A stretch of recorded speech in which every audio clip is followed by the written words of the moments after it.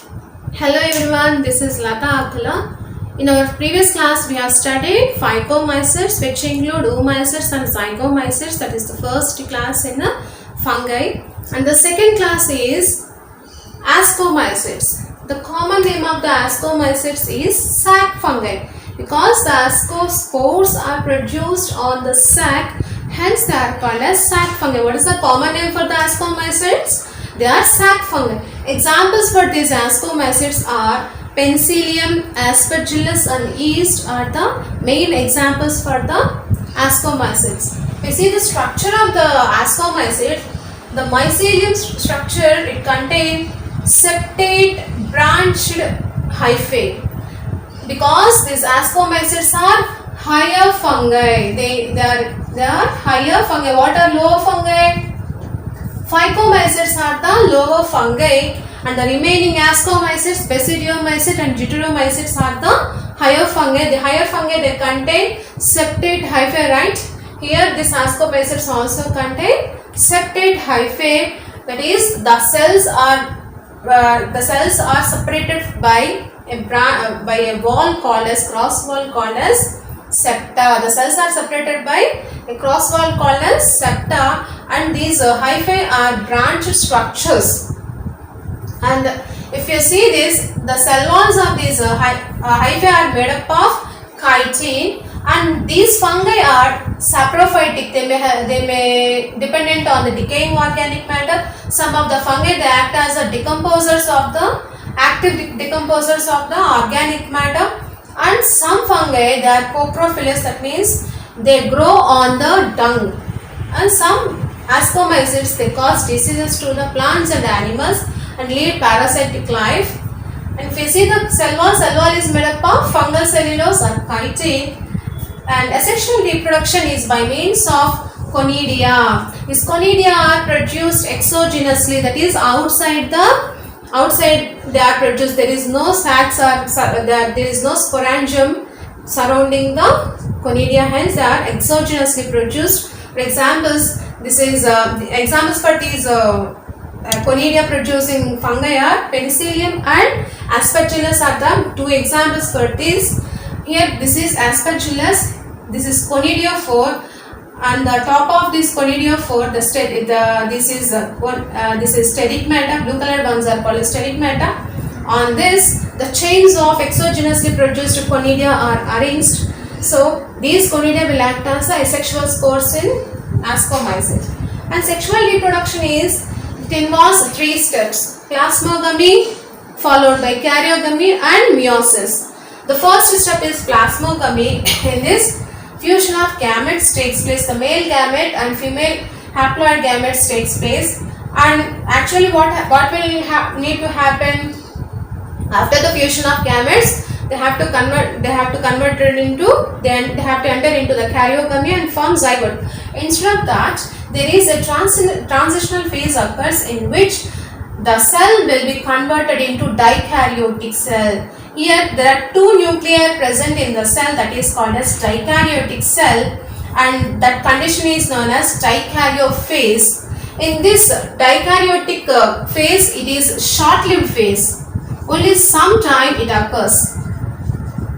It is a short-lived phase, and then in this dikaryotic condition, a Crozier method occur. Here these dikaryotic cells, they stimulate the adjacent cells to become dikaryotic. That condition is called as Crozier method. So because of this Crozier method, not only a single cell, adjacent cells also becomes dikaryotic. So what happened? Plasmogamy occurred. Plasmogamy is followed by the delayed karyogamy, where diploid N+1 condition occurs. In dikaryotic condition, what happens? N+1 condition occurred, which leads to Crozier method. Adjacent cells will become dikaryotic, and which is a short-lived. Because of this, secondary mycelium was developed, and finally karyogamy occurred. This is the first step. This is the second step. In between these two, delayed karyogamy, dikaryotic condition occurred. The karyogamy, what happens? The haploid male and haploid female fuse together, diploid zygote is formed. Zygote formation leads to development of 4 to 8 haploid meiospores because of the meiosis. If we see this, these spores are called as ascospores. These 4 to 8 meiospores are called as ascospores. Why these are called as ascospores? Because these ascospores are produced on the ascus.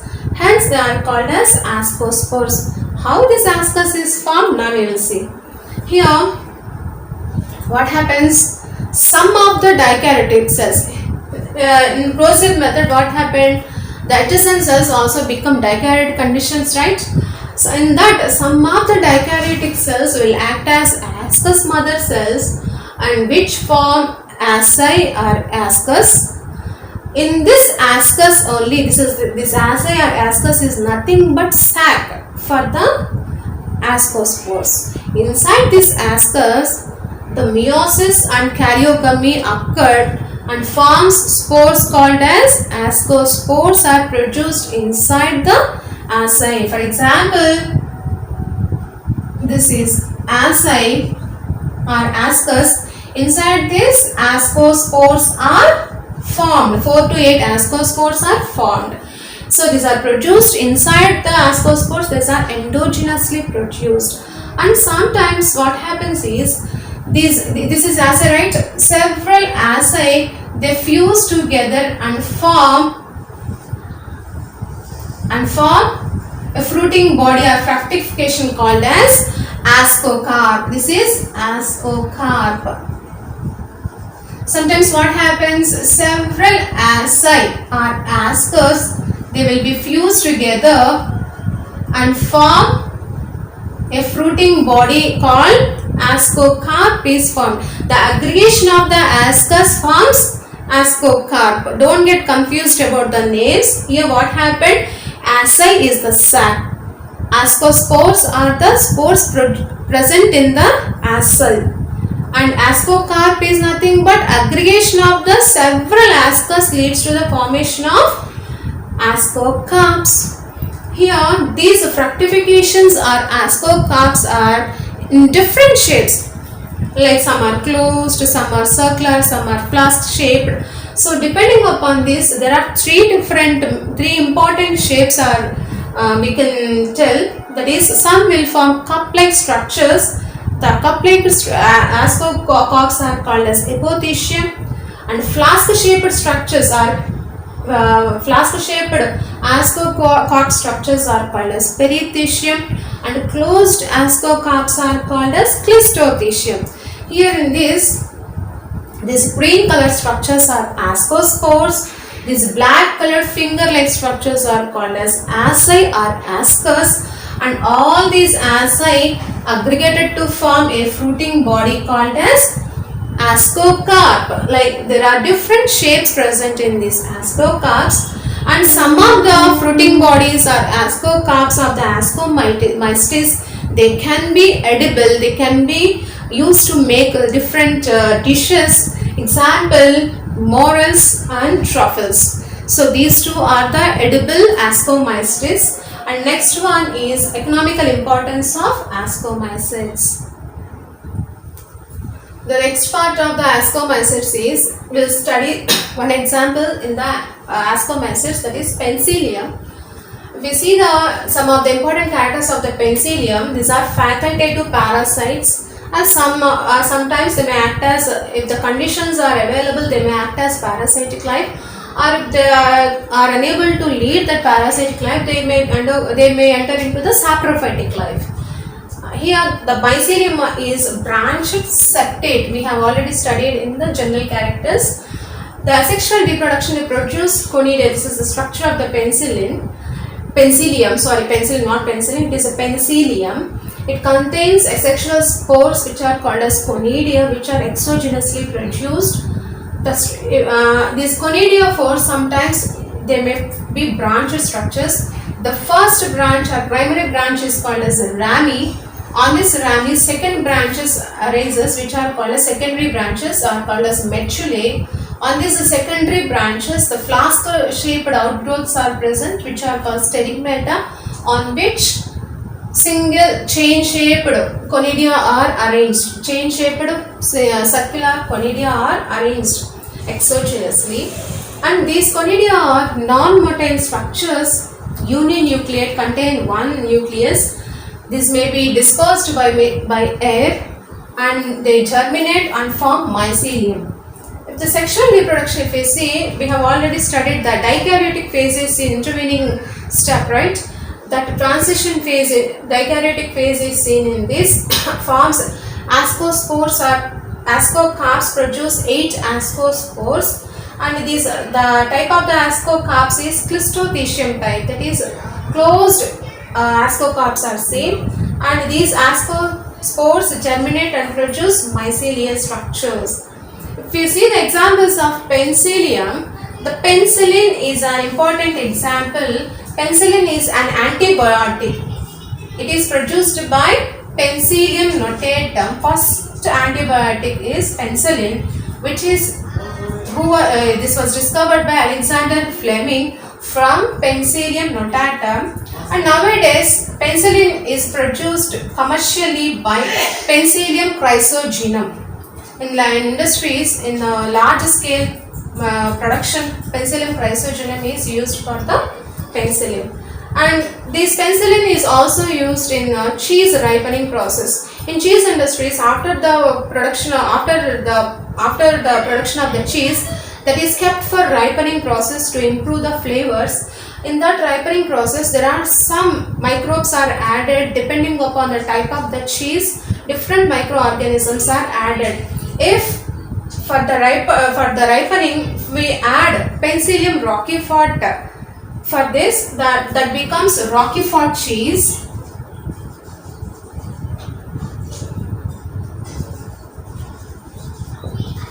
For the production of Roquefort cheese, we have to add Penicillium roqueforti antibiotic, Penicillium roqueforti fungus, and for the production of Camembert cheese,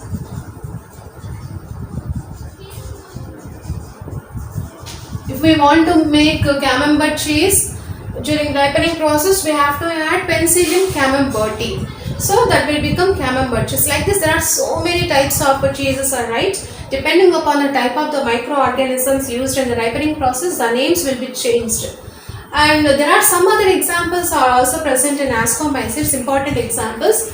Aspergillus. This is commonly called as weed of laboratory, because this Aspergillus, it forms a mouldy structures in the bacterial cultures. When we are growing some cultures in the laboratory in petri dishes, this Aspergillus, the male spoil those cultures, hence these are called as weed of laboratory.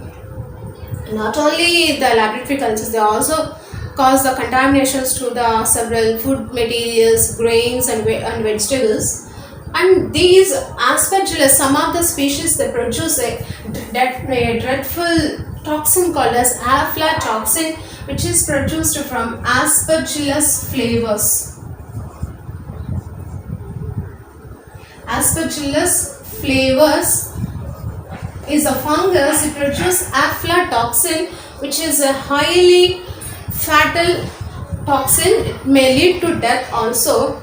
Aspergillus oryza, it is used for the production of diastase enzyme. This diastase enzyme is produced by using Aspergillus oryzae.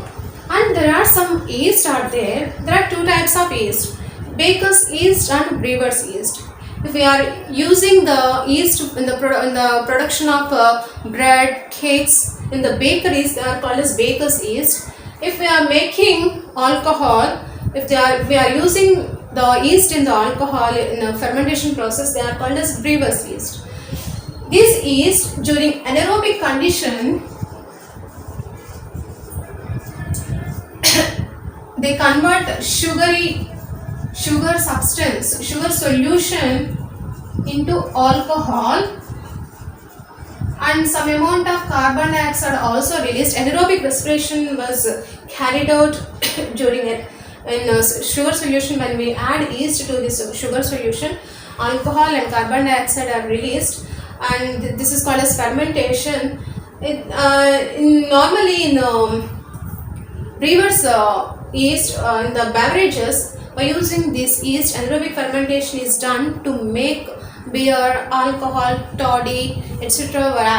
etc. were prepared by using these yeast.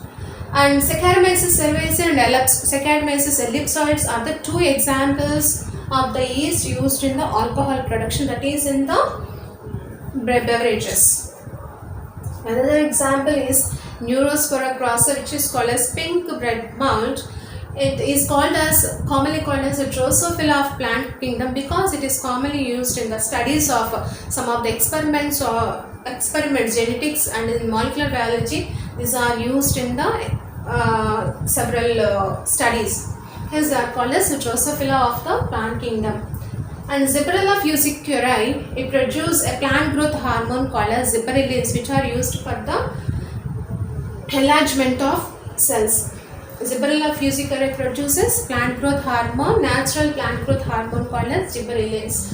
And Erythrophis graminicola is present. It causes powdery mildew disease. And Claviceps purpura, this fungus causes ergot of rye disease in cereals. If that contaminated cereals were taken as a food by the pregnant ladies, it causes ergotism. That means this it contains an alkaloid called as ergotin. It causes abortions in the pregnant ladies. If the contaminated cereals which are contaminated by Claviceps purpura that cause ergotism disease, this Claviceps purpura release an alkaloid called as ergotin, causes abortions in the pregnant ladies. And some other fungi, like we have already studied that there are some fruiting bodies are formed by the ascomycetes which are edible.